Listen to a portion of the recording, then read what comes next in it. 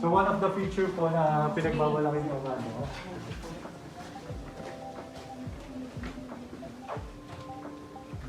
in terms of the room, ma'am, we have this DG Valley, ma'am. So everything po, every control with the lightings, with the TV, sa curtains, pwede po natin gamitin itong DG Valley natin. So for example, sa lights.